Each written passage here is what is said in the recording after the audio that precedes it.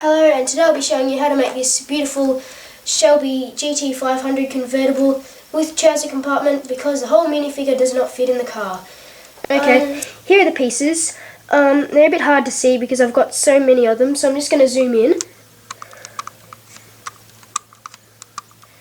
Now the ones on the side you probably can't see. They are the wheel pieces that you need. But just please remember, as I've said in many of my other videos, that many of these pieces don't have to be used, or they can be swapped out for other pieces. Okay. Alright, section 1, the seating, the cabin.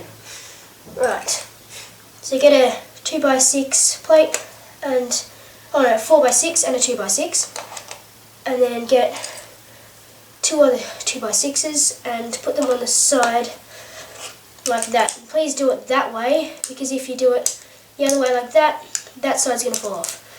And you don't want that to happen. Then you get 2x8 plate and put it in the middle like that. And get 4 of these red, or whatever colour you want your cabin to be, and put them together just like that, and put them on the sides there. Then you put the steering wheel in, of course, and then you get 2 of these hot plates and a tile to go on top like that, and put it at the back. Now you can probably use 1x2 brick, but I've just used a tile to make it a bit smoother. And then, yeah, we get a 1x2 brick here and put it behind the smooth piece. Then you get your 8 1x2 slopes, and you put them on top of the red 1x4 pieces.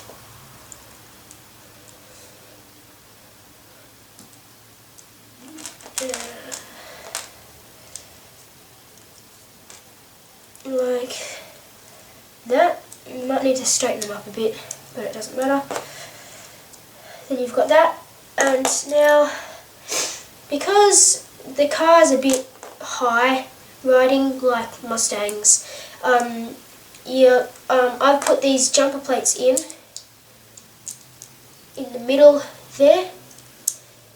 So instead of the minifigure sitting like that, you just take his legs off, a bit cruel, and put his hands up in a driving position like that. Just put him back. There is spare space for his trousers, so don't worry about losing them. You just stick them in there. But anyway, that's section 1 completed. Right, now section 2. Okay, you get one of these slopes and a 1x1 plate and put it there, and then a 1x8 plate and put it along there. You get another slope and put it there with that little bit overhanging, and you just make 2 of those. Right, so you get that, and then your 2 slopes and the 1x1 piece, and you want it to be the opposite, so you put everything on the other side like that.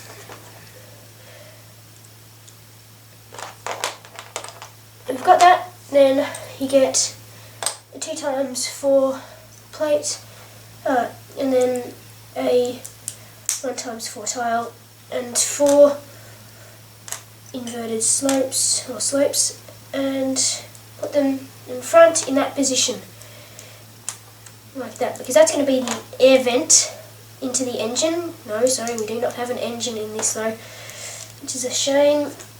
I wish I could. Then you get a 1x4 plate and put it there, and one of these windscreen pieces, not a steep windscreen piece, one that has a little bits coming out there, not too laid back, but and then Then you need these two 1x4 bricks and put them in the gaps between them. Then you get section 1 and put it on top around there, making sure it's facing the right way. You don't want it to face the wrong way. Oh, I missed a brick. Take those bits off and place 2x4 brick in there next to the steering wheel in front of it, and then just put the bits back where they were, making sure the slopes are facing the right way. And you put a roll bar. All GT500s convertibles have a roll bar. Section 3, the rear. Get one of the 2x6 plates and a jumper plate. Put it in the top, in the middle, and then two 1x2 plates and put them side by side next to the jumper plate. Then get two of the round grey, black, light grey, old grey pieces for exhausts. You don't want them to be pink.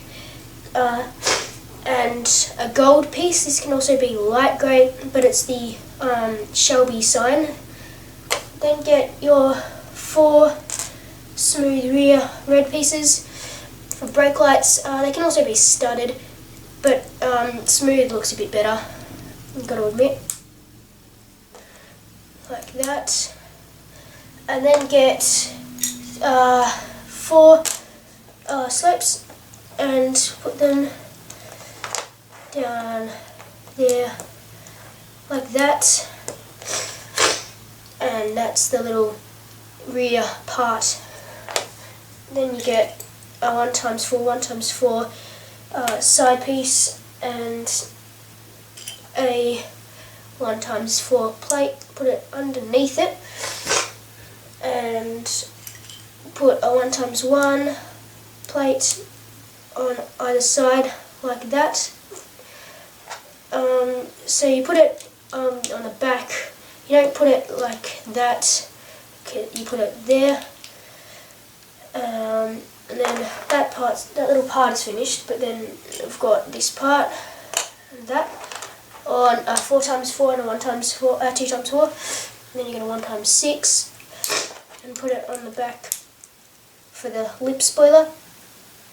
And you get the 1x4 plates and put them on either side like that, and the 2x2 plates, or they could be 1x4 I suppose, yeah, it doesn't really matter.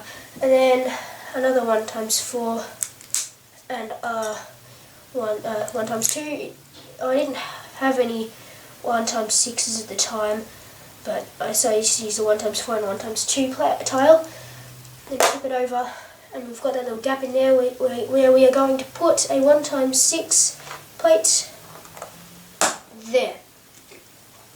Then you connect the pieces. Oh, before you do that, you need a 1x1 and a 1x1 piece to put on the sides there. They're like the wheel cover. And then you connect that back up, and making sure the lip spoiler is facing towards the rear, you connect it on like that. You don't want it overhanging or underhanging. You don't want it to be there. You don't want it to be over there. You want it to be in the middle of those two, which is there. Then you connect those pieces up to the little slopes there, like that. And there. Now for section 4, the front part.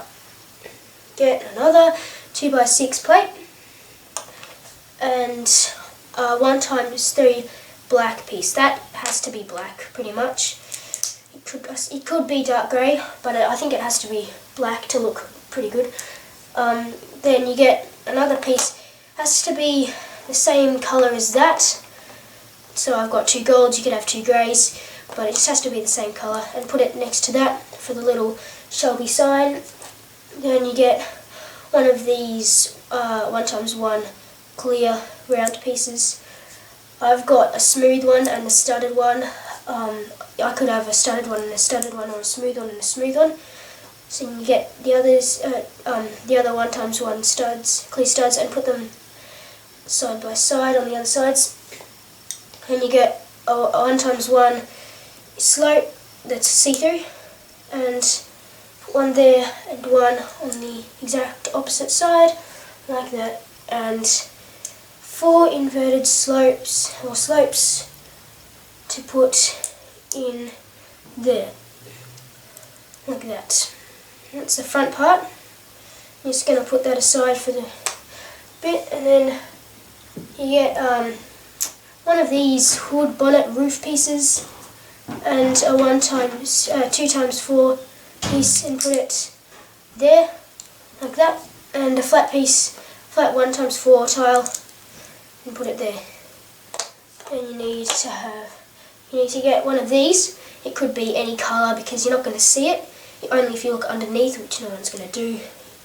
You don't see a Lego Shelby flying through the air every day, so you can't look at it. Then you put that there. You put a 2x2 plate on the front there, and connect it in the middle, and you get these pieces and put them on the other sides, like that. Then you connect the hood bonnet roof piece there, and again with the rear, you don't want it overhanging or underhanging, you want it to be there. Then you get in the part and connect it by that front piece there, like that. That's section 4 done. Now the final section, the wheels. You get a 1x2 brick, you put it in there, like that. And then you get one of these pieces, and the wheel pieces. These are specialised wheel pieces that most of you should have. Then wheel pieces, wheels and tyres. Connect them on just like that, so they can spin. The car does move, so its playability is more. Then you get these 2x2 wheel arches, and put them on either side there, and connect the first one on there. Then you make another one, and you connect it onto the rear, and that's going to make the little trouser storage bit, whatever you would call it. So just to make 2 of them. Okay, here's my second, exactly the same, mirror images, and connect them on like that there. So then to access your trouser compartment, you just maybe might use a brick separator, but I'm using my nails here. Yeah, that doesn't usually happen. You need to even it out. But sometimes it doesn't come out together, so you need to take the whole rear section off, like that. Take the trousers off. Turn them over so they don't get stuck in there. Turn them over so the stud bits are facing up, and put them in like that. And then put the cover back on there. Then put him into a driving position and put him on the jumper plates, him or her. There it is. That is the 1960s Shelby GT500.